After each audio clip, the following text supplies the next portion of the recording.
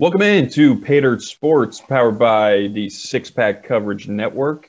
This is Will Dundon alongside Nick Truschel and Seth Coggin, back at it again. Got three guys in separate studios, but all in here together. Guys, how's it going? How's the weekend? It was good, man. I'm excited to be back in the virtual studio again. Good to be back home, though, in Nashville. New Orleans, it was fun, but, man, that city could take it out of you. So it's nice to get back on home turf and get excited for the Super Bowl coming up. Always good to see you back safe. You know, it's always good to see the homies. You know, it's fun to travel. Good that they made it back safe. We just had a big snowstorm. So it was like crazy big snow. I think we got a little over a foot here at my house. Jeez. So, I didn't know it was that massive. bad. Yeah, but luckily we avoided a lot of the ice. So a lot of the state got kind of south, actually, got a lot of ice. But yeah, a lot of snow. So kind of, everybody's cabined up for the weekend. Chilling, though. Chilling like a villain. Chilling. So even though, obviously we're kind of in – well, we got one game left. We got the Super Bowl, but we're kind of almost in that off season. Obviously, we are in it for college football, but kind of a big enough weekend of headlines anyway, storylines at least, throughout college and the NFL. There was a few. Let's kick it off first. Let's talk about kind of the beef between Kiffin and Jimbo and Saban, basically calling out A&M for paying all their players, which is kind of legal now. In a way, there's loopholes obviously for it. So, yeah, what'd y'all think about that? In case you didn't remember, I think Kiffin is the one who kicked it off. Basically, was asked about kind of recruiting and everything, and saying, "Hey, look, this is the first year. Kind of everyone knows how to work these NIL deals. A&M hasn't been number one in recruiting in a long time. Yeah, they're pretty good, but they also have the most money. So, is it a surprise that they're number one in recruiting this year? Not really." And Jimbo didn't really like that. So. Yeah, dude, Lane took a shot. He was saying, I can quote him here. I joked the other day, I didn't know if Texas A&M was going to incur a luxury tax on for how much they paid for this class. So, yeah, Jimbo did not like that statement one bit. Dude, Kiffin's funny, man. Kiffin knows how to point something right at you because he knows it's true. Because he does point out some truth, and that's what kind of makes it funny. Because the thing that's annoying to me is A&M's just got to own it. Like, why doesn't A&M just own it and be like, yeah, we're paying everybody more. Like, come on, keep it coming. Like, let it be known. Everyone knows. It's so obvious. It's not like even hidden anymore that you are actively pursuing this avenue of paying players, which is great. Like, hype it up. Be like, yeah, we're big ballers. We have a big budget. Dude, we're A&M. We're throwing cash. And anyone that wants to come play football games here, like, jump on it, Jimbo. That's why it's so lame to be like, to get offended, dude. He gets so offended, which means it's obviously just he's hurt. He's hurt.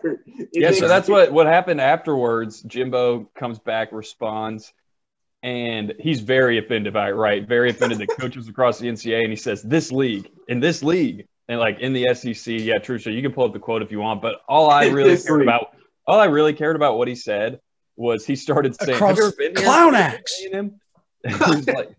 He's like, this is a great school. Why would you not want to come to A&M? And when he said that, I think I laughed out loud because I thought to myself, literally, and Seth, you said it earlier when we were talking before the podcast, the stigma against A&M is like no one wants to go there. Unless you're actually going to be in the military or something, A&M is like the weirdest school ever. Yeah, it kind of is like, unless it really fits you, it doesn't fit you. Like it doesn't fit you at all. And football's a different story, right? Because you're going for the football team. You don't care a whole lot. But like, what has the football team done? Yeah, seriously. Exactly. No, I agree. What has A&M done? You have Jimbo. That's it. That's the poll, right? You have a guy who's won a national championship, but you haven't done anything. You went to you finished in the top 5 the year before last. Yeah, the year before last, they missed the playoff. Didn't not even win the SEC West. Yeah, but you didn't even. He hasn't even won the West. Yeah. So right. They beat Bama last year and went 8-4 and played in the Belk Bowl. They played in the Gator Bowl. No, they even canceled their bowl game. Like your bowl game, you didn't even.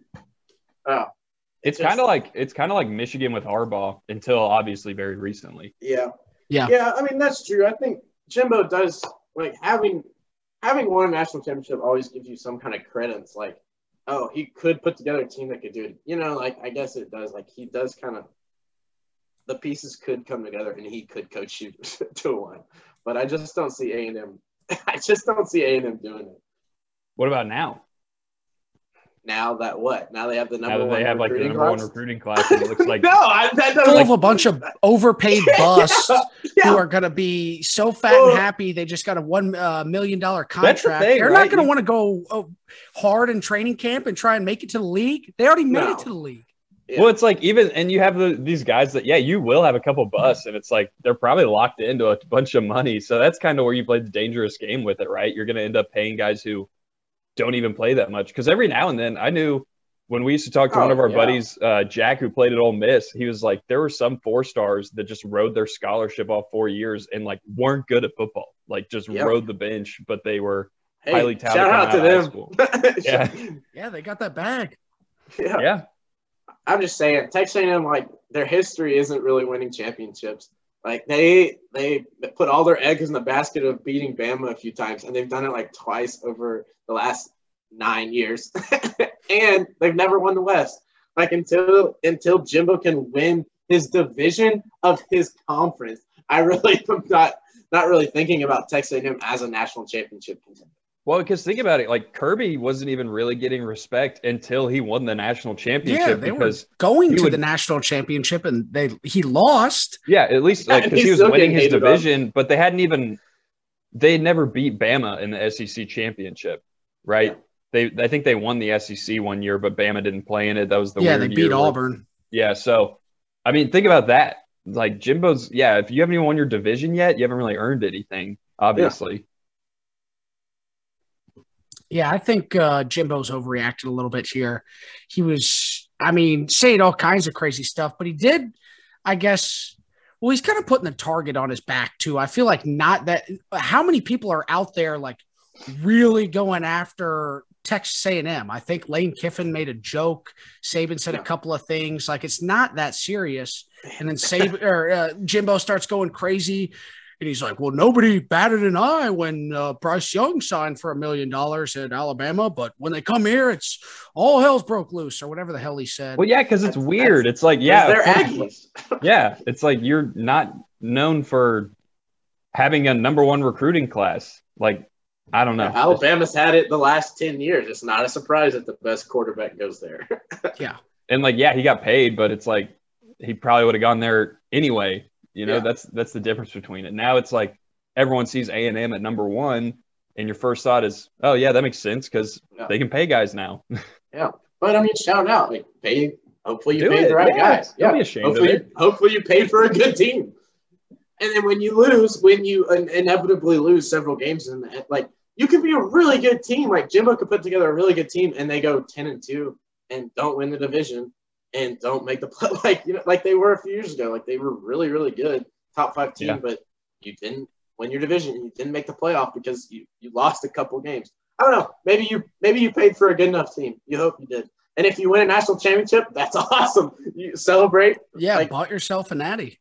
Yeah, that's professional sports. I'd give a lot of money for a natty. Yeah. College sports are just going more and more professional. That's like you're paying for championships. The Rams, look at the Rams right now. They literally just said, no, we're going to pay for it. We're going to get the exact players pay for a championship now. They put all right. Hope it works out. Yeah. Does anyone even know, Trussell, do you know, what did Saban even say? Yeah, how did Saban get tied into this? So Saban said Tuesday night he supports players profiting off their names, image, and likeness, but draws the line at using the funds to entice a player to attend a school. And I think it pissed off Jimbo because he basically said, you've been doing the same thing, which, he has kind of a little bit, but it's not, like you said, it's not the same. It's not enticing a guy to come to Texas A&M. But he's only going to sign that contract. He's only going to sign that contract at A&M. Yeah. Like, does that, like, it's the whole thing is so convoluted because, like, they're almost trying to say the same thing. Like, Saban's just on the side that, well, I'm glad they're profiting, but, like, they shouldn't profit just because they're coming to Alabama. Well, obviously, if they come to, like, it's they might sign different things, but they're still profiting because like they're choosing based on which college. Like they're not going to get the same deals if they go to A&M as if they are Alabama. It's just different. Yeah. I mean, Saban obviously is probably a little hypocritical. Well, Saban did come out though. Yeah, the other week and was basically said they had never paid players. Yeah, that's what I was about to say. The exact quote was, and I'm like literally sorry, go ahead. Sorry. Oh, I was going to say, so I hear these crazy people on TV who say now you're doing it above board. We never did it. So that's complete BS. Well, here's a former assistant came out. Never got caught. Never did it. Everyone was saying Saban. Come on now. Yeah, it's true. Never got caught. No proof. Yeah. Okay. Yeah. The Dodge Chargers were real, but we never paid players. But the whole thing, what I look to is what happened at Tennessee with Pruitt and Niedermeyer and all these guys that came from Alabama, and they're the ones. Where do you think they learned it? Yeah, exactly. Like they didn't just go to Tennessee and go, you know what? Now we should start paying players. Like they knew what they were doing. They'd done it before. So that was I was like, all right, Saban, come on. Alabama's network's got to be so tight. Like Saban has got that like network of payments and distribution so airtight. Well, it doesn't even matter anymore. It doesn't matter anymore. But even without NIL stuff, Kirby was caught on tape talking about paying dudes 30 or 60 grand or something. Like it's him on the phone. Yeah. And no one did anything about it. Will Wade a couple years ago got caught on that FBI wiretap. The FBI caught him. And he's still coaching at LSU to this day. Oh, he got a slap. What did he sit out like 2 games? Craziest thing ever. I mean, he literally they did an investigation, caught him with proof, and then just didn't really do anything.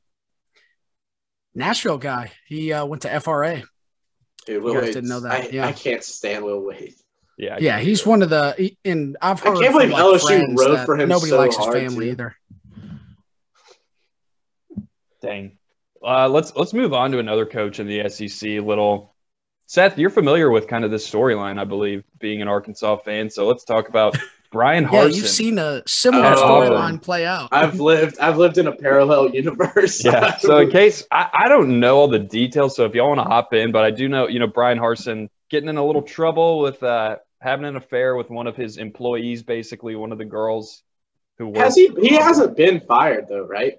Not that I know of. Not yet. They're investigating everything. Is he what's the chances? Like, what are the odds? Are there odds on this? That's what I'd like to see if they were just like, well, yeah, you can't do that, but we'll give you another shot. Yeah. Is he good enough to just that's why he's in a tough space. Like, he has 1 unsuccessful year under his belt. Like, are they just trying to get him hot? Are they leaking this? Like, this may not even be real. Like, honestly, you could just leak this and enough people would just immediately run with that story and be like, yeah, of course he's okay, run with it and just bash him. Be able to fire him with cause. And get him to fired. Yeah. Just because even if it's not true, the optics that it might be true are so bad that we just gotta fire him. We can't have that kind of bad rumor coming out about our head football coach. Very public figure in the state of Alabama is the head football coach of Auburn. He's not Saban level, but he's a very influential person. You can't have that guy paying on your staff for mistress. Hey, that's what got Bobby Petrino fired. I seen it. Like he said, the man hired his mistress and got caught, and he had to pay the price, and that was his job, and it hurt the Arkansas football program for a long time. We suffered from trying to fill that void for a long time, but and Auburn may face a similar fate if they fire him now or if they keep him. You never know. Who knows what's ahead for the Auburn Tigers? I feel like both of those moves had to be.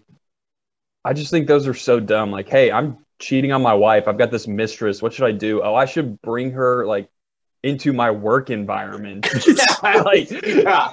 Yeah. I mean, I guess then you kind of have I guess you have an excuse for hanging out with her then. I guess, she's just my mentor. Yeah, I got to stay late. The assistants are working hard or whatever. But gosh, I just feel like you go either way with it, I guess.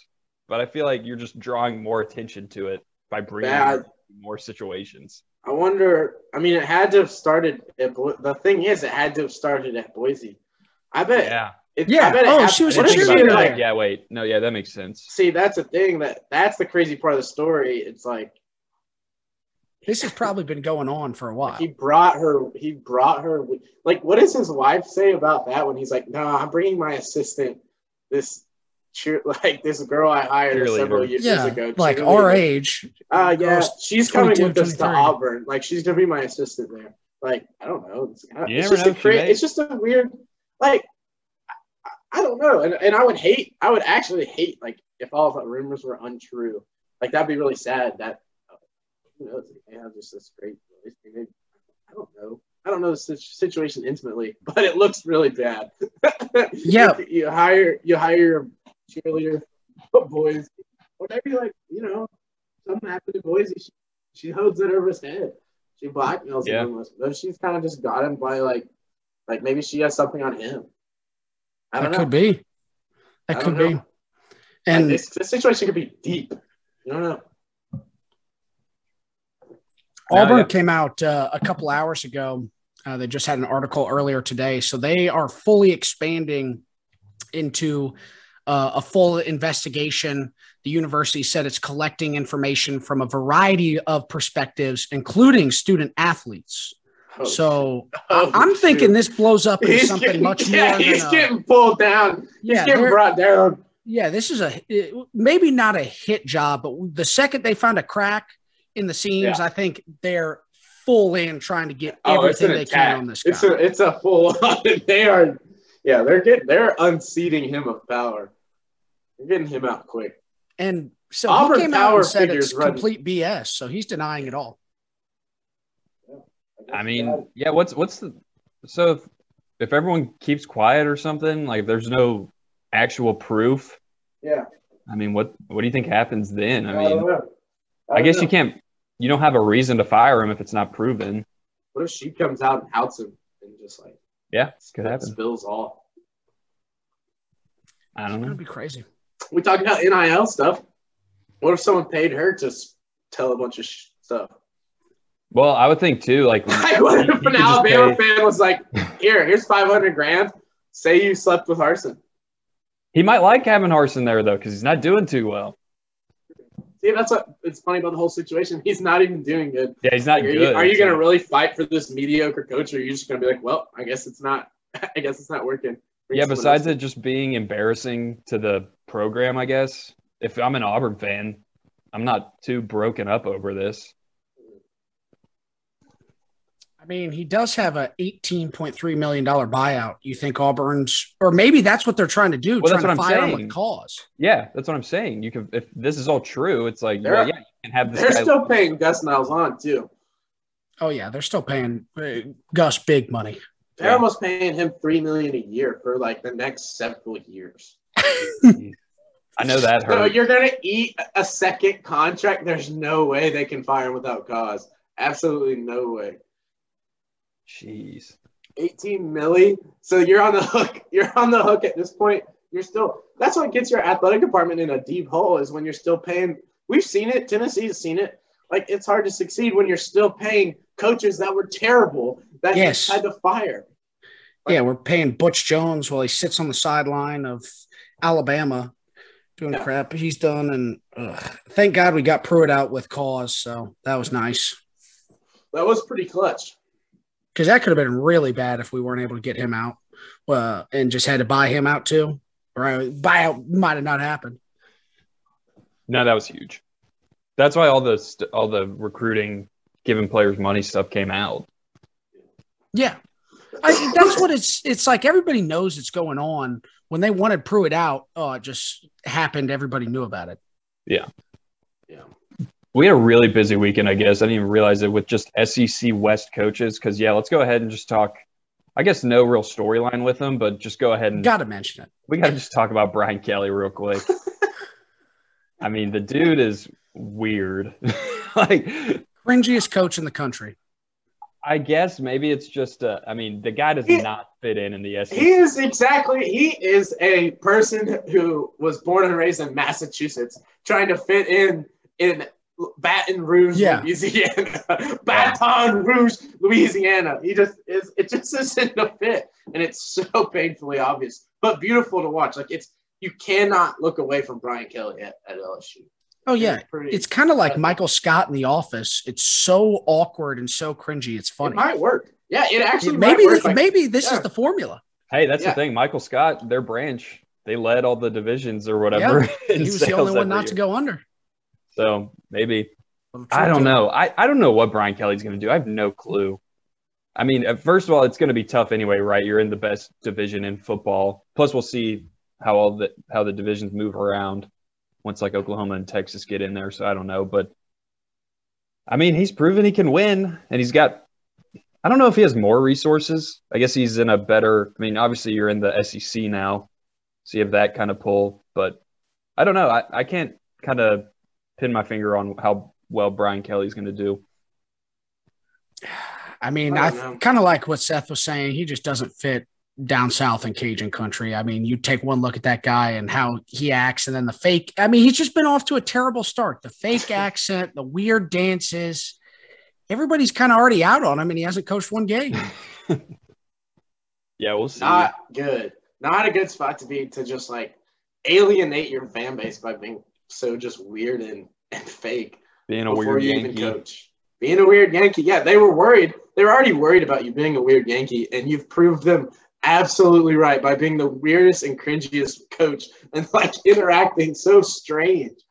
Well, because man, the reason we brought this up too, right? Trucia, you said it. Another video of him dancing with another recruit came out, and then the day after, the guy committed somewhere else, right? Yeah, he committed to Alabama the next day. Yeah, he was like, yeah, Saban doesn't do this. Saban just takes guys out on his boat. Yeah, Saban takes him out to the boats, takes him out to the clubs, gives them to the players to have a good time, and then gets him in the NFL. Brian Kelly ain't doing none of that. Yeah, he's won a lot. He's won a lot of football games, but we'll see. I mean, he'll probably win a good amount because LSU traditionally wins a lot of football games. Like, they're a good football program. But we'll see how it works out. I for one, if I had to make a prediction on his future, I say he lasts less than 5 years at LSU. And that's actually pretty generous. Yeah, that's pretty generous. But he could even win. 3. He could have like one good – I kind of see him having like a really good year at like year 3. And then just crumbling. And then just crumbling. That's exactly that's exactly how I see it. It's kind of how LSU coaches are. Like look at Edo. Like he just and Les Miles. He went less. They like you go to the mountaintop and then you just kind of like fall apart. But we'll see. Maybe not. I don't know. Yeah, I mean, I could see him lasting 2 years. I could see him leaving. I could see him like going a year or two. Maybe he goes to the NFL or something. I don't know. Like I could see him like bouncing. Yeah, it's possible. We'll see what happens. But yeah, I think 5 years. It sounds kind of crazy, but I think you might be right on that. Just because it's going to be so hard for him to consistently win as long as all these other guys are in the same conference as him. As long as Saban's there, he's still not, definitely not the top dog. I mean, he's got some tough programs. Kirby too. Like, I think Kirby's a better coach than him. Yeah, that's what I'm saying. He's got people ahead of him and in the conference well ahead of him. Yeah. Well, let's kind of shift gears here. So obviously Super Bowl week, big NFL week, a lot of drama kind of going on too with those. Let's kick it off with a couple of the coaching. We'll kind of end the NFL talking about the Super Bowl, but let's kick it off first talking the whole Brian Flores controversy. So basically, Flores obviously fired by the Dolphins and then got a interview with – who was it again? What team was he interviewing? Giants. Yeah. So got an interview – got a text from Bill Belichick, like, congratulating him, but he hadn't even gone to the interview yet. And then realized – DeBoll. Yeah, he thought it was Brian DeBoll about Belichick texted the wrong guy, whatever. So what happened was the Giants were bringing in Flores. They already had their guy picked out. They're bringing in Flores because a rule in the NFL is you have to interview a minority coach. And so, I mean, this isn't that new that teams just bring in guys who are a minority to basically check it off their list, especially if they already have their guy picked out. But obviously Flores figured this out. He's filing a whole lawsuit against him. Then he came out and talked about how the Dolphins, I think it was owner or GM, came out and was offering him money per loss. Yeah. Offering him like $100,000 per loss, and obviously he turned that down. I don't know. There's kind of a lot to unpack here. I mean, I don't think he's wrong necessarily, but at the same time, I mean, I don't see I think the rule is dumb that you're forcing NFL teams to just interview minorities. Because, yeah, if they don't want a guy who's a minority, they're just going to bring a guy in for no reason and check it off the list. So I don't think that rule really does anything to try and diversify the coaching ranks of the NFL. I don't know. I mean, I don't think it's an attempt. I mean, although it may not be perfect, it is an attempt to try that. You know what I mean? Like, yeah. As feeble as it may seem and look like, at least it is like some sort of, and it's sad that it gets seen in this light where like it's used almost just as, I don't know. I mean, obviously, and I'm sure that's probably not the only time that that's happened. No. Like, I'm sure that's certainly like, and that's very unfortunate. But in terms of the rule, I mean, I don't think it's necessarily it's not a bad rule. It's not a bad rule. I just don't think it really does much. Yeah.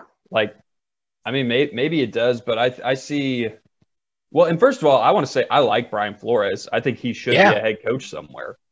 So I don't know, but I'm just not of the mind – I mean, maybe there are more racist owners and GMs out there, but I truly believe that, I mean, guys want guys who are going to come win football games. Brian Flores had a pretty good year, right? They went 9-7. And I probably wouldn't have even fired him, but that was the whole – actually, we talked about that a couple of weeks ago. That probably had more to do with, bad relationships with the higher-ups, and he didn't like Tua and all this stuff. But before that, he had no coordinator experience or anything. He had been, I think, linebackers coach and position coach. Like, he got that head coaching job without ever being a coordinator in the NFL. So I think that alone kind of speaks for, I mean, he got a shot when there's probably other guys that were more qualified than him, originally. Yeah. That's fair to say. And, I mean, did you see Miami hired a biracial coach, Mike McDaniel, who is half black. So I don't know. Like, I'm kind of on your side a little bit, Will, just for the fact and I'm sure also a little bit on Seth's side, because there's certainly some unfortunate things that I'm sure have gone down in the NFL. But if these owners are willing to shell out hundreds of millions of dollars to a lot of African-American players, like, I feel like they'd be willing to do that too, to a coach, if that is going to give them the best chance to win. So I think it might be partially overblown. But then again, a lot of stuff goes on behind the scenes. We could talk about Dan Snyder and the Washington Commanders. Yeah. So you never really know what's going on behind the scenes, but it just kind of from a logic standpoint, I feel like they would want the guy that is going to give them the best chance to win.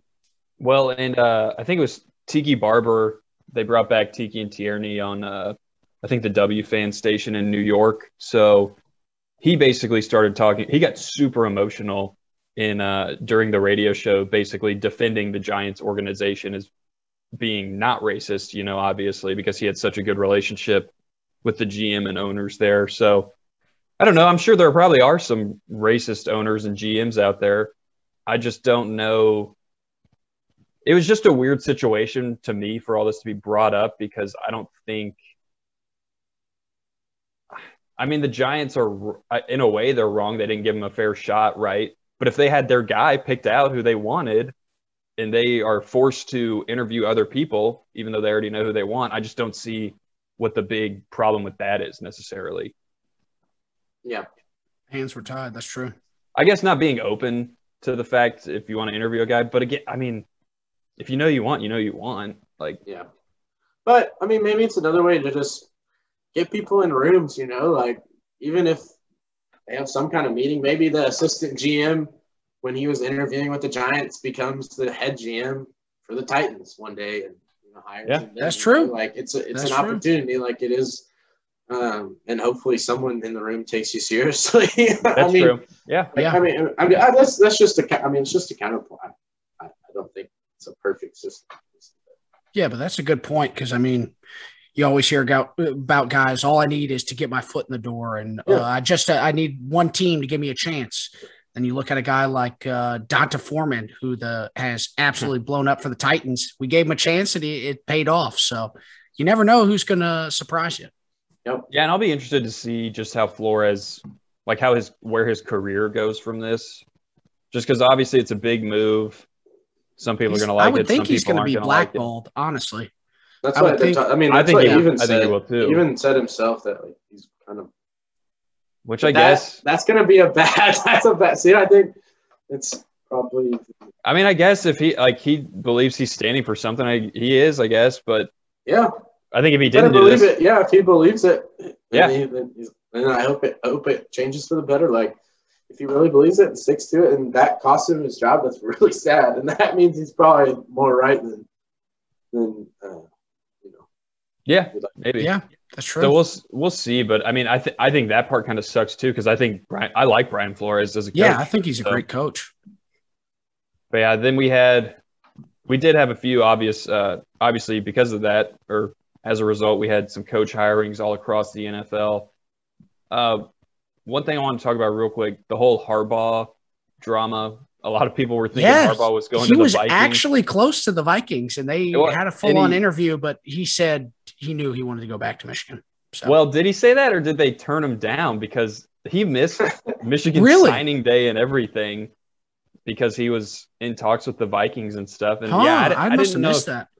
Well, I don't know if he turned it down or if they weren't really considering him. That's what Adam Schefter was reporting, that they weren't really considering him.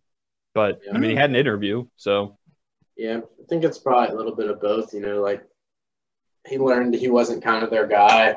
He was probably a pretty serious contender. I kind of learned that he wasn't their guy, and then it was very convenient for him to be like, "Okay, I'm happy with Michigan. I'll go back." Yeah, I mean, he's in a good spot. That's why he's in a great spot. Like very good spot there at Michigan. Yeah, it was funny. He's hot right now. Like he hasn't been this hot. Like, I mean, they talked about him getting fired. So yeah.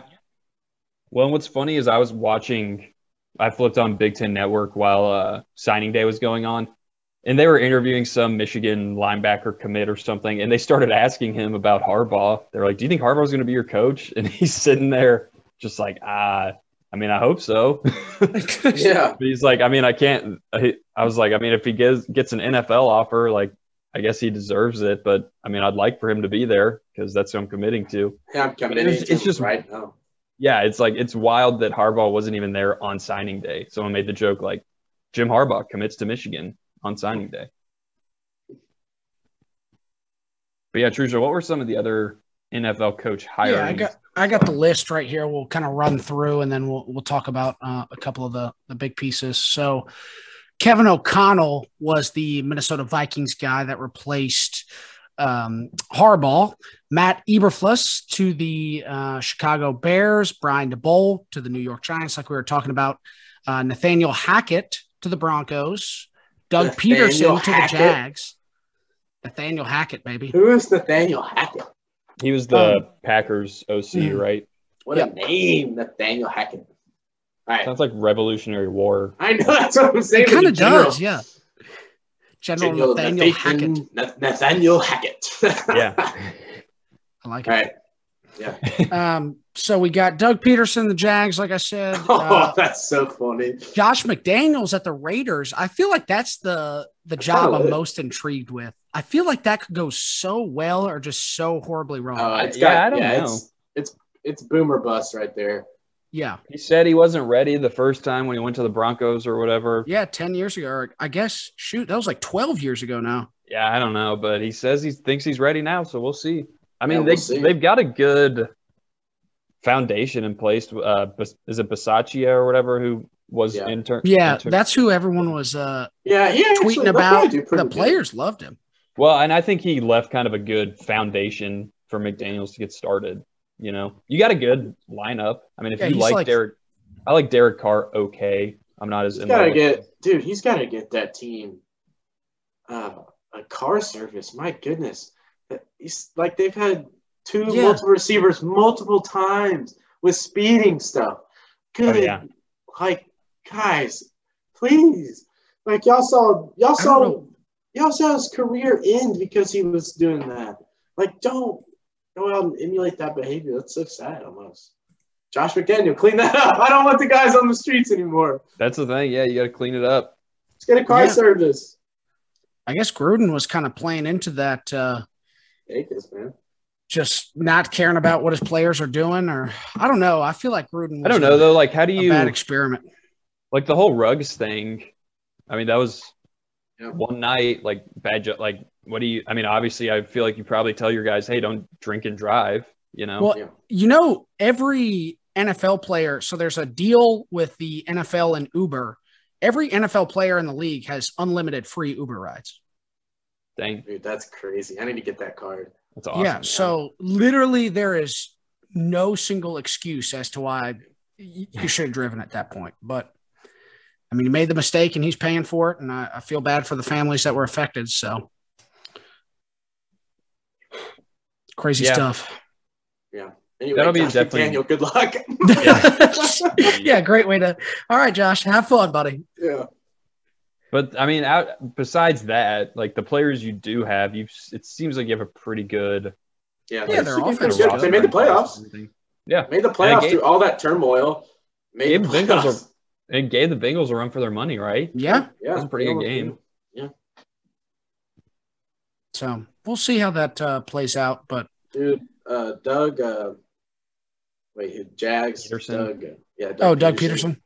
He's garbage, dude. Yeah. He got hot. He got hot, but he's a garbage coach. I'd like to see him run that Philly special when he comes up to Nashville. Something else is coming. Harold Landry screaming down the sideline with Jeff Simmons coming up from behind. The Jags are just so poorly run. It's really Shad Khan but I mean that's a way better hire than Urban Meyer was. Yeah. Yeah. I mean, probably, Urban Meyer was dumb. Yeah, but that Urban Meyer hire didn't even last a year. Yeah. So, like, even if you're a little bit, being better than that is the lowest bar. Like, no, I just mean at the time of hiring, even. Yeah, because not many people thought it was going to work out. Because I mean, it's so hard to go from college to be successful in college and then go be successful in the NFL, win a Super Bowl. Yeah, I was kind of hoping Urban would stick around down there in Jacksonville. I thought the Titans were about to rip off an ungodly record against the Jags. Yeah, I'm not worried about the Jags. No, but I mean, they got Trevor Lawrence. You never know when he's going to take a step forward. I mean, that was the thing. I kind of hated it for Trevor Lawrence just because I think he's super talented. And I was thinking the whole time last year, I mean, the guy does not have a real NFL coaching or a team, dude. Their roster's terrible. Yeah. Like, he doesn't have a real NFL coach or team or organization, bro. He's in Jacksonville. A clown show, bro. Shad Khan runs it from across. Like, literally runs it from. You know what the difference in Amy Adams Strunk, like your owner being so much more positively involved than like Shad Khan is with Jacksonville? Yeah. It's crazy. Yeah. Yeah. Shout out Amy Adams Strunk. She is like the most beloved owner. She's awesome. I love seeing her. I do love seeing her in the locker room and seeing these just giant players giving her hugs and stuff after the game. 5'5" little lady, just right up there with the big dudes. She's like their favorite high school teacher, or like their mom or something. And they're all just. But yeah, Mama Amy. We also had the Pro Bowl going on. Dude, the Pro Bowl. First of all, I didn't watch the Pro Bowl. Yeah. I did see highlights. People are freaking out about it worse than ever this year. Just complaining. It was so bad. Literally, it was like truly two-hand touch. Yeah, it literally was two. It like wasn't even wrap up. It was two-hand touch. We're closing in on flag football here. They might as well. And I was thinking these guys just played. You made them play a 17. Yeah, like season. I don't blame them at all. Well, but my thing, these guys. Yeah. No, I'm okay, but I mean, don't even have the game. Like, do more skills competitions and stuff. I like that. Like, do some fun skills competitions, make it a big deal, and let me see their true skills. Like, I don't want this facade of a game, this charade of you guys. I don't need you guys. Like, I don't care about that. Y'all have already played so much football. I just want to see like what makes you so much better than everybody else. Yeah. Have them go play like jackpot on the football field or something. Yeah. That would actually be a Pro Bowl jackpot game. That would be pretty insane. All the best receivers in the league. I mean, they do races and stuff, and then they have, where the linemen do like receiver drills and stuff. Like that's so much more fun to watch because you get to be like, holy crap, this 6'4", 320-pound lineman can move, like run a route. Yeah, and you want to highlight your players, like mic them up in that fun setting. Yeah, like get real up close, like personal. Like it's a fun, like they're just there, kind of competing, and you get their helmets on. I don't know, you just get like visibility in like a really good way for the players. Yeah. But Trushel, do you want to? I don't know a lot about it. I saw a tweet about it and everything, but it looks like former Alabama football player Alvin Kamara was arrested. Yes, let me pull up the exact police report here. And reading more into it, it might be bad news for Alvin. That's not good. Yeah. So what he assaulted someone at a bar? Yes. So I'm trying to find it. Darnell Green was the victim in this case. The incident occurred at Cromwell Casino at Dre After Dark Club, which is located on Las Vegas Boulevard. So they recorded this interview of the guy in the hospital. The police did. This is all directly from the police. He was still shaken up. He was able to recollect the fight and describe one male, but he said it happened so fast. He couldn't give much more than that. So he was leaving the club for the night, made his way to the elevators. There was a group of people waiting as he started a conversation with one of them. As soon as the elevator opened, Green and the large party he was speaking with began walking towards the open elevator doors. One male, who would later be identified as Alvin Kamara, put his hand on Green's chest, stopping him from walking into the elevator. Green pushed Kamara's hand off his chest. And then basically after that, Kamara shoves him on the ground, and then the entire group of guys just starts kicking his face in and beating him down. And so this guy was like seriously injured. Yeah, he's in the hospital. Dang.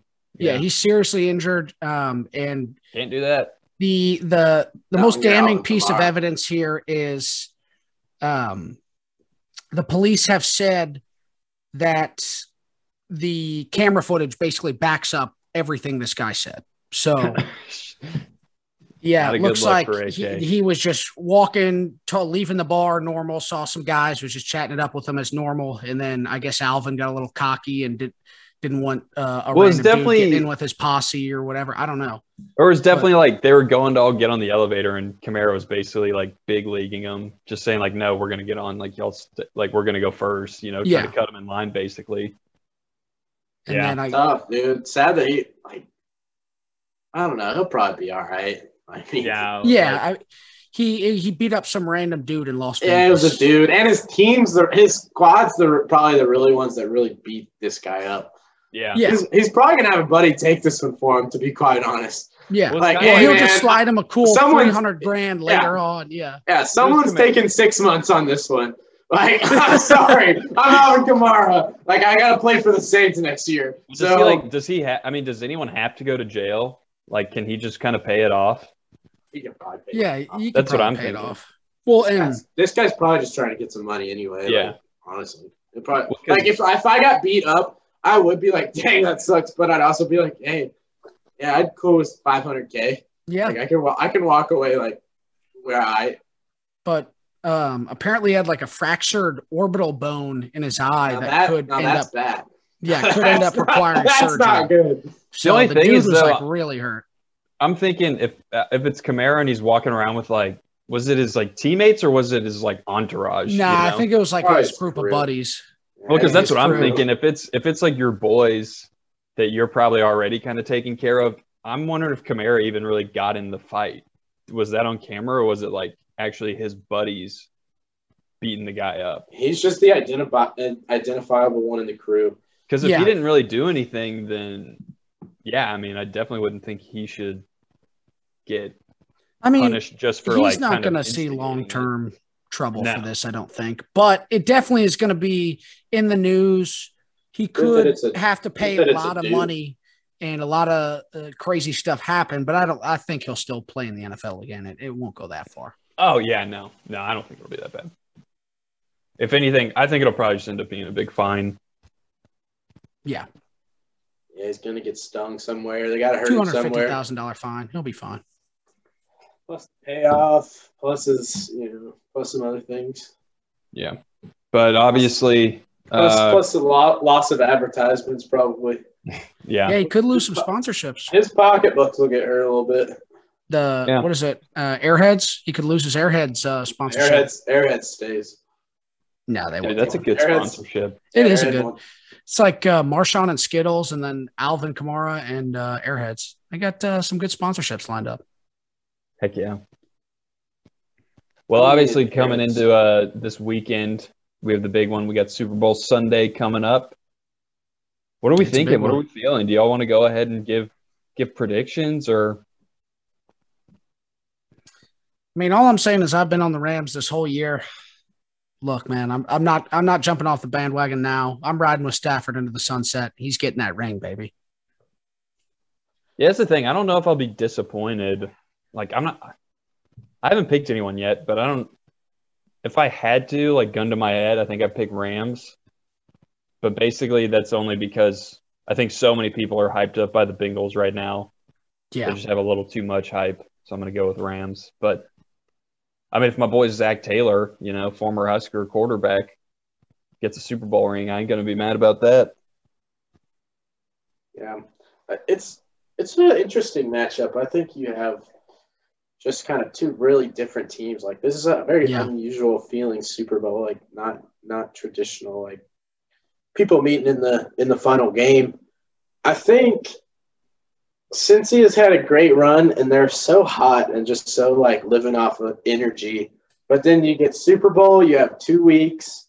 Like, it's in LA.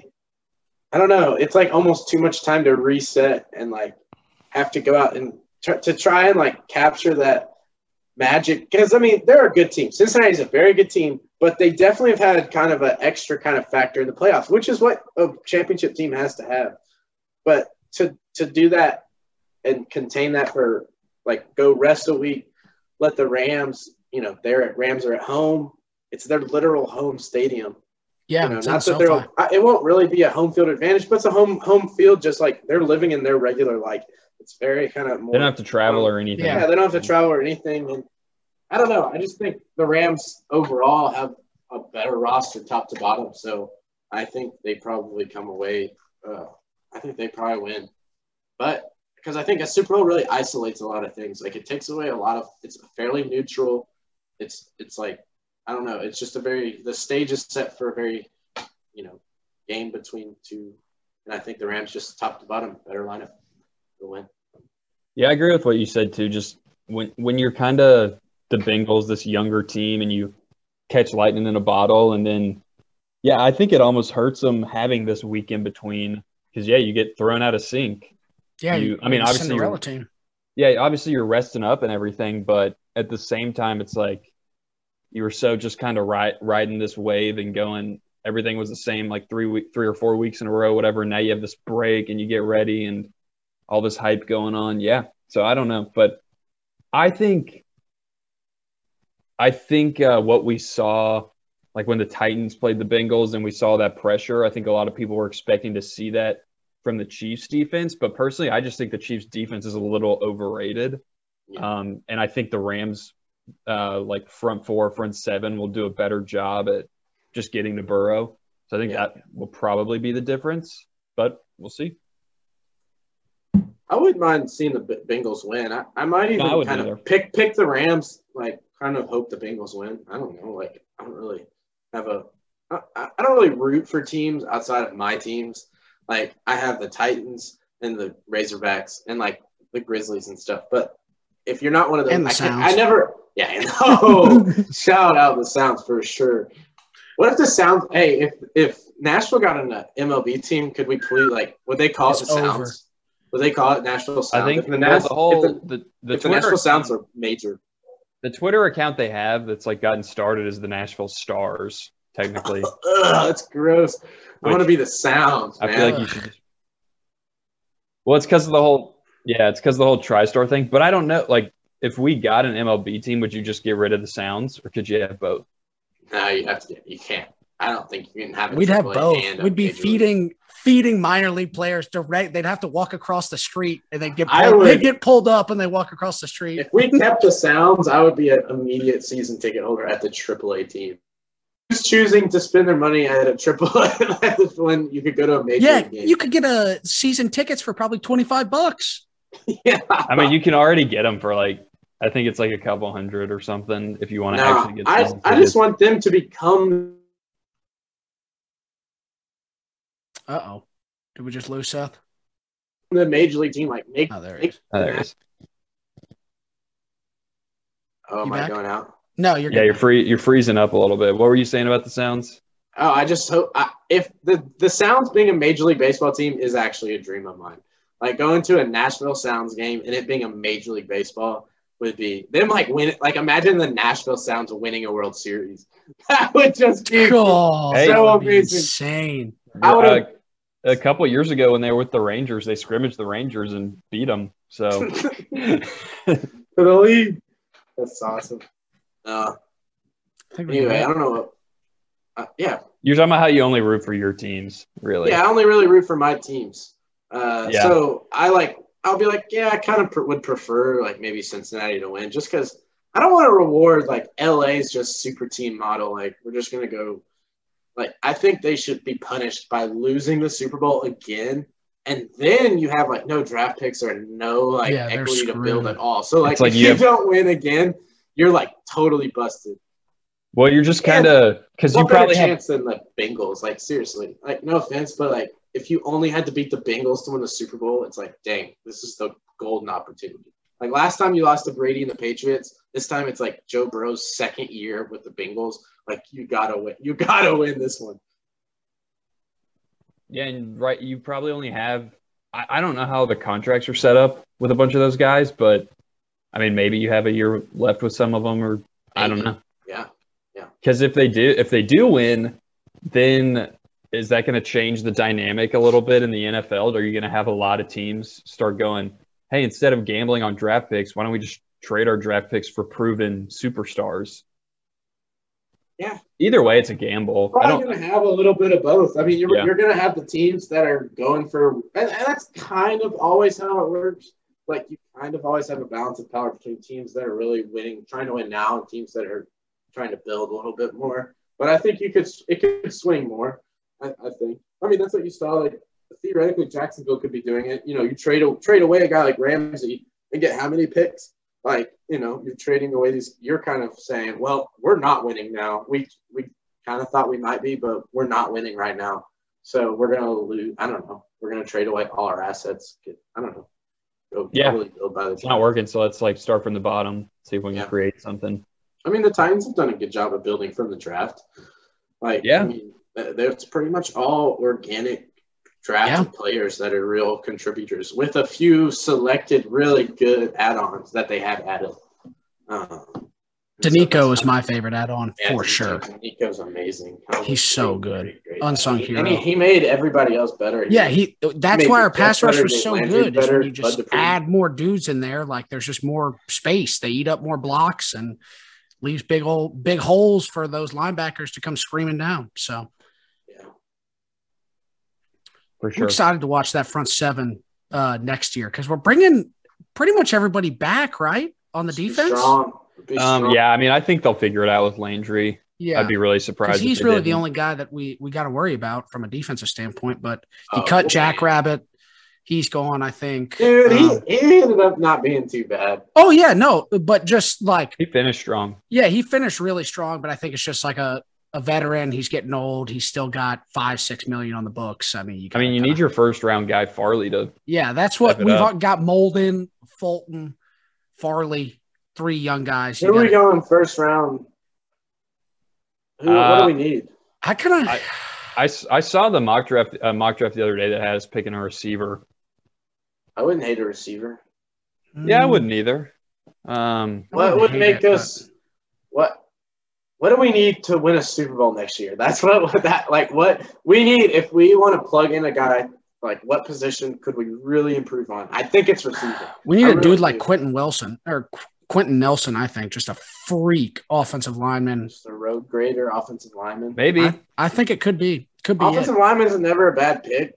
We just kind of tackle. We haven't done great on our last two. Pick two tackles. That's the one big bust. Isaiah Wilson is a huge, huge bust. Like, imagine having a first grade caliber tackle this last year would have been, so nice. Or like because we drafted Ray Duns, and it's like he finished decent though. He finished decent. Yeah, like he started playing, but you hope you hoped he'd step in.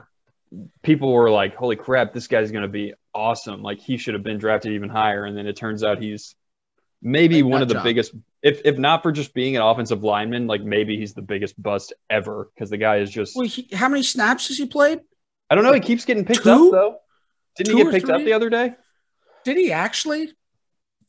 Someone signed him. I don't know for how long, but someone picked him up just to give him a tryout. I think. It's a bad idea. Yeah.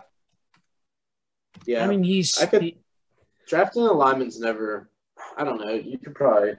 Usually never it works hate out. It. Right. You never hate it. Yeah, drafting a guy in the first round as a lineman, wouldn't hate it. A receiver would be sick because. We have AJ and Julio, which I think we'll probably have them both next year, I assume. Yeah, probably. So, yeah. We obviously saw, Julio is going to miss some games in the regular season. He just is. He's done that the last several years. He's still an asset to the team. I like having him on the team. But in terms of a consistent week-to-week number 2 receiver, he's just not really it, in all honesty. Having another stud receiver that's more consistent beside AJ would be really nice. Yeah, I agree. If not that, I wouldn't mind getting another DB, honestly, just because I'm not confident in. It looks like Molden is probably the best one we drafted last year, right? Just because Farley hasn't even really played a lot. Molden had some huge plays down the stretch. Molden had some big plays, but he's still young and raw. Yeah. I'm not counting on him to lock somebody down. He had some big plays. What is the deal with Farley? What's the deal with him? Well, he tore his ACL, didn't he? Yeah, but I thought he was active for a good chunk. We had another Farley on the team. Oh. Yeah, we had 2 Farleys, and I think they both played DB. It was Nick Farley or something like that. Was it who's Matthias Farley? Or maybe that's it. Is that it? Or did I pull that out of – I don't know. Oh, wait. Yeah, I think you're right, Will. Let's see. Football safety. Is this who I was thinking of? Yep, you're right. Matthias Farley. Nice. Cool. 10 points. There you go. Signed a 1 year, $1 million contract. Not bad. Well, anyway, I don't know who they're going to pick, but I've already talked about. I think the roster you have is all right. You just got to have some things go your way. That's what I'm saying. The roster is good. That's why it's pretty hard to find a true hole. We got to draft this because we are really weak in this area. The team overall is very strong, and you probably drafted they know who they're not going to re-sign probably too. They know the areas that they're going to need to fill kind of the gaps. Maybe draft a 3rd or 4th round quarterback. Just see if you can get lucky with one. See if we get a Davis Mills-esque type of player. Because I don't think it's worth trading up to try and get Corral, right? That's the only guy that is on your radar at that pick, and you probably have to trade up to get him. You're not getting Pickett in the first round, and I don't know if you want to use a first round pick on a quarterback. Well, I don't trust any of the quarterbacks, honestly. A lot of scouts were saying there might not be a starter in this class. Maybe Pickett ever. It's just a class of backups. Kenny Pickett might never start a game in the NFL, or if he is, it's he could be like a McCown or something like that. But I really don't think that any of these guys are going to come in and light it up like Herbert did, or come in and make some noise after their first year sitting on the bench like Mahomes. Nobody's got that ceiling, it feels like, at all. And The scouts who have been paying attention and watching these guys as football season winds down seem to agree. Yeah. I mean, Corral can rip it. I know that. That's about it, though. I mean, yeah. There were times in college, right? That whole Ole Miss offense, it was cute and it was fun and you had a bunch of highlight plays. But I never personally came away from it being like, man, Matt Corral is just – I mean, he might stuff the stat sheets, but he wasn't a guy I would ever put in, oh, that's one of the best I didn't even think he was one of the best QBs in the country last year. No. Bryce Young, Stroud, obviously Pickett. Hendon Hooker. KJ Jefferson. Come on. Yeah, that's going to be who's dueling it out for Heisman next year, I think. KJ Jefferson and Hendon Hooker. Those guys are both dark horses, yeah. Dude, yeah. KJ is going to win it. Like, if Arkansas has a pretty good year, it means KJ had a great year. I mean, and he's going to win it. A lot of things could happen, but I wouldn't – like, we have enough opportunities, like, even out of conference. Okay, look at this thing. This is Arkansas' schedule. We open the year versus Cincinnati at home. So that's kind of lit. You know, they were in the playoff last year. So at Cincinnati. Then week 2, South Carolina. So conference game, keep the hype up. And then, I don't know, but we play Bama, LSU, Ole Miss, all at home. A lot of big games. A lot of big games at home. We play at BYU. That's lit. Like, that's pretty cool. Yeah. And then, you got a pretty solid non-conference. A lot of state. Oh, and you get Bobby Petrino at home. Talk about Brian Harsin, Bobby Petrino. Dude, we're playing Missouri State at home and Hugh Freeze at home. Just a crazy assortment of characters coming up to Fayetteville. That's quite the honestly, maybe the murderer's row of non-conference coaches. Yeah. Like, not the toughest teams necessarily, but the fact that your non-conference is Hugh Freeze, Petrino, Fickle, and what's BYU? Is it Bronco? Is Bronco? No, he left. No, he's gone. He's gone. But still, BYU, solid. Who's BYU's coach? I don't know. Because Bronco went to, like, Virginia, right? Yeah, I think so. Yeah. They're good. I mean, well, they had Zach Wilson, I guess. They're always – I mean, BYU's always solid. Yeah. Kalani Sitake, the, like, Samoan yeah. Or Tongan, yeah. Tongan, whatever that national – Tonga, literally the country of Tonga. Sweet. Wow. Cool. Nice. But, yeah, that's tough. You just need to throw in you know what would be epic? Is Jackson State. Deion Sanders. Coach Prime. Yeah, Coach Prime time. You need to set up some HBCU matchups. Yeah, that would be sick. Dude, they've got to – I hope they play someone soon. They have to, like, set up a game where it's like – They need to play, like, Ole Miss, like, Mississippi, like, play Memphis. Well, they played in – I'm so confused. They played in, like, a bowl game or something. Yeah. I don't know if it was a bowl game or if it was, like – because they're FCS, right? Yes. I don't know. I just remember seeing them play someone during bowl season, and they got smacked. It was like right after they were getting so much hype for getting like one of the top guys and everything, and I was like, "Damn, good luck to that kid." Yeah, there's still a lot of other players on the field that need to play well. Yeah. And yeah, I'm looking through. Huh? I was just looking through Jackson State's schedule. Nothing too crazy on here. They do have some tough games against Mississippi Valley State, Jerry Rice's alma mater, Alcorn State, Steve McNair's alma mater. Shout out. Southern. Who went to Southern? Somebody really famous went to Southern, I feel like. I can't remember. Grambling State, that's a big one. That's going to be tough. Ooh, Arkansas Pine Bluff. That's going to be a tough game. Yeah. That's going to be a tough schedule. They finished 2021, though, 11-2 and 8-0 in the SWAC. Nice. It's a good season. I mean, good record, yeah. And then lost to South Carolina State 31-10 in the Celebration Bowl. Okay. There you go. That's what it was. The Celebration Bowl. That's lit. I will be excited to see because Barstool's got the whole – they did a documentary. Yeah, they did. On him over there. So I'll be excited. I'll watch that. That'll be fun. But, yeah, Trush, do you want to hop in, give us a little – what do we got here? We're about an hour in. Go ahead and give us a little basketball we'll do a little, not just basketball minute, but a little basketball few minutes. Give us kind of a couple updates on the NBA, college basketball, anything you found interesting. So first, want to shout out a couple of NBA players. As you know, there are replacements for the All-Star game, so a couple of guys are getting their first All-Star appearances. First off, we're starting with Fred VanVleet, undrafted, now to an All-Star, averaging 21.6 points a game, with 7 assists and 5 boards on top of that. Gotta love to see when an undrafted guy makes it in the All-Star game. Also, LaMelo Ball, who will be replacing Kevin Durant.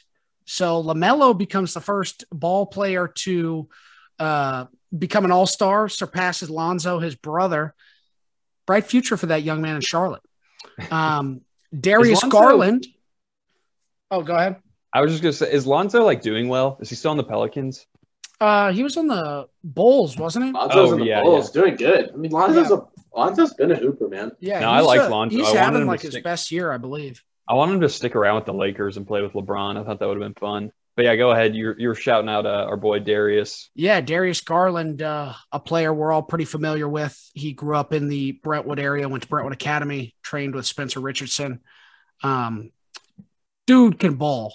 And he has obviously grown up a lot since we saw him playing in 8th grade, averaging 20 points, 8 assists, and 3.5 boards, while being on the number 4 seed in the East, leading his team to the playoffs. That Cavs team is going to be scary come playoffs because the East is kind of wide open. It feels like right now with the Nets tumbling, a lot of injuries piling up. Milwaukee's playing pretty well. Miami's playing well. Chicago's playing well, but it still seems pretty open. So be interesting to see what happens there. Also want to shout out Draymond Green, back to being an All-Star. Not as a replacement or anything, just back voted in. So the Warriors are back to having 3 All-Stars again. And if Klay Thompson was healthy, he probably would have been an All-Star as well. So with Wiggins, Curry, Draymond, and Klay Thompson, Warriors are back pretty much. So that's going to be tough for the Grizzlies, but we have the best player in the league on the Memphis Grizzlies, so I'm not worried about let's go Phoenix or Golden State. Dude, the Grizzlies are raw. Didn't Draymond have like the first non-points triple-double the other night? Did you see that? He had something. I think that was a couple of nights or a couple of years ago. I mean, I think was it? Okay. It was just circulating. It was circulating around Twitter again. But he had 4 points, and in that game, so he could have had a 5-by-5 if he would have scored one more point because he had 5 blocks. Oh, nice. So he had 5 blocks, 10 steals, 10 assists, 10 boards, and then had 4 points. So he could have had the 5-by-5. And I mean, he was closing in on a triple-double too. Or I mean, quadruple-double, excuse me. Yeah. Dude, it's funny you talk about like the Warriors having 4 All-Stars again, because I remember when the Celtics had Rondo, Pierce, Allen, and Garnett all go, and it was like people the were biggest deal losing ever. Their mind. Yeah. And now it's just, I feel like it's just not that uncommon anymore. Yeah, the Hawks did it a little while ago when Korver got his first appearance at like age 36. That was pretty epic. Yeah. Kyle Korver. Man, I miss that guy in the league. It was fun to watch. A young Kyle Korver with like the bowl cut, basically. Yeah. He could like drive. He was a little bit more athletic than people remember. Obviously, he was still a shooter, but in his younger days, he could bang. He could throw it down a little bit. Oh yeah. So, but that's pretty much it for NBA. I mean, there's some trade deadline talk going on, some certain things circulating around. Possible Harden getting traded, but Steve Nash came out today saying that's not going to happen. Nothing major on the trade deadline, but we'll definitely have to keep our eye on that. College basketball, obviously Auburn's staying hot. Not tomorrow night. Yeah, you got a big game. Big game. Yeah, you don't get many like this, when you're hot. We've won 8 in a row. You got the number 1 team in the country coming to your place. That's lit. Yeah, that's exciting. I think this is a game Auburn loses.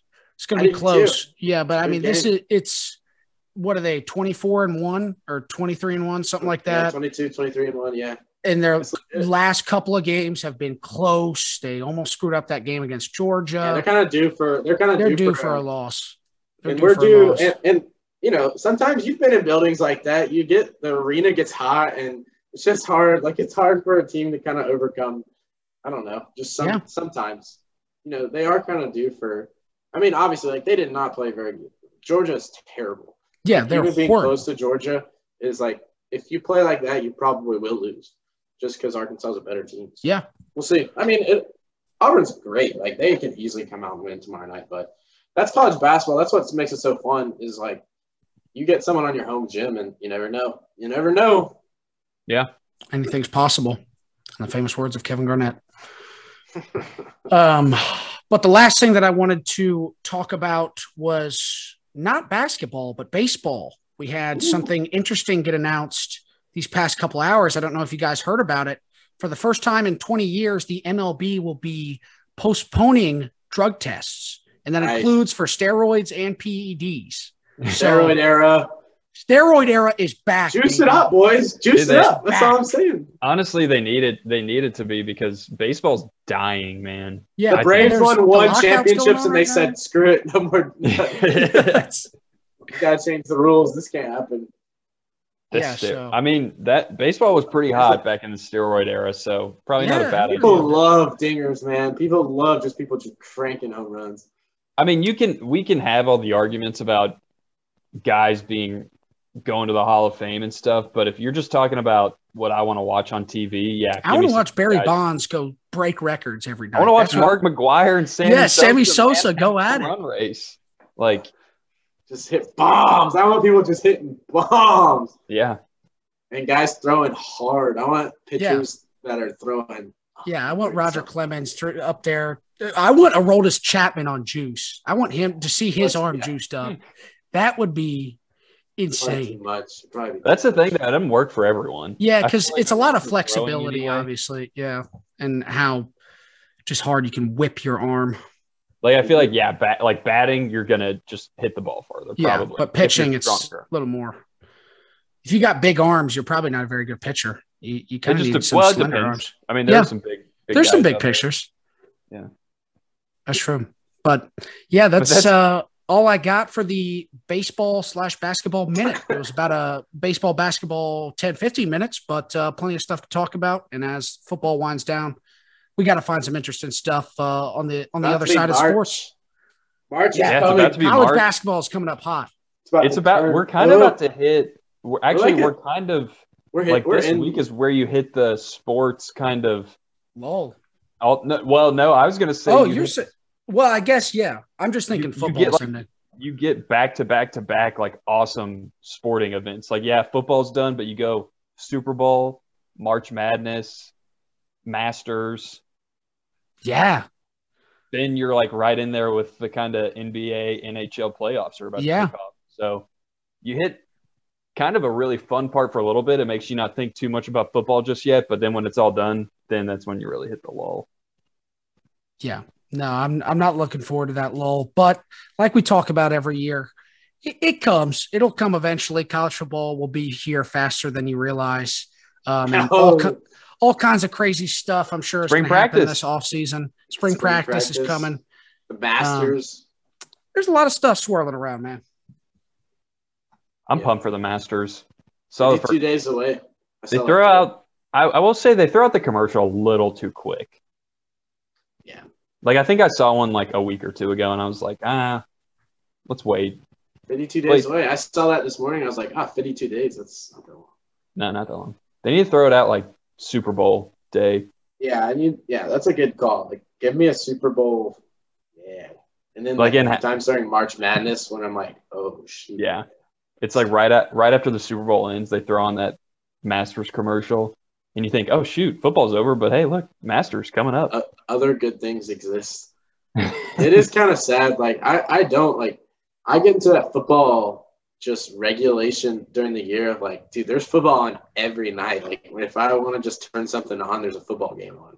Like, yeah, there's literally from, like, November 1st to Thanksgiving, there's football on every night because of MACtion and everything. Yeah. Which, I mean, I don't watch a ton. But, I mean, if it's Monday night, I'll probably turn it on. If it's Thursday night, I'll probably turn it on. Saturday, Sunday, obviously, like, big days of watching football. So, when you do get out of it. We're already kind of out of that season just because there hasn't been much football. Like, even though there's been – that's the fun thing about the end of the year. Like, the biggest, most fun games are the end of the year. So, like, it is still fun because that is – like, the playoffs are epic. But it just really winds down. Like, I don't know. It's a good wind down. But it always comes back around. That's right. All right, guys. Y'all got any you want to throw out there before we wrap it up? No. Have a fun Super Bowl. I'm making gumbo. Hey, Truce, you got a good gumbo recipe? I'm sure I could cook something up. Surely you got some family that's made some gumbo. Oh yeah, I've eaten a lot of gumbo myself, so I know how a good gumbo tastes. Yeah. So what do I need? Like, what's my base? What do I need to do? I mean, it's really like almost a thinner gravy kind of, and you're gonna need some okra in there, onions. Okra and onions. Okay. Yeah. Andouille sausage specifically. Yeah, that's the big one. Andouille you got to have. And then throw a little crawfish in there if you like crawfish gumbo. You can spice it up with the meat a little bit. You can kind of change it around how you like it. Yeah. But just dump that bad boy over some fresh hot white rice, and it's as good as it gets, man. That sounds so good, dude. Yeah, I'm making gumbo for Super Bowl Sunday. God, I'm jealous. Gumbo and some buffalo chicken dip for sure. Gotta have the buffalo. Oh, the buffalo chicken dip. That is a game day. That is a Super Bowl special.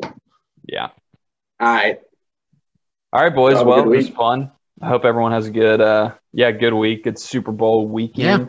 Yeah, guys. Thanks again for listening. Thanks again for checking out Pay Dirt Sports. Remember, check us out on Twitter at paydirt_sports, on Instagram at paydirtsports. Check out the website, paydirtsports.blog. We'll have everything you need on there. Remember, we're part of the Six Pack Coverage Network. They've got everything from fitness, travel, entertainment, sports, obviously. So check them out on sixpackcoverage.com. But yeah, guys, thanks again. And we'll see y'all next week. Sweet. Pay Dirt out.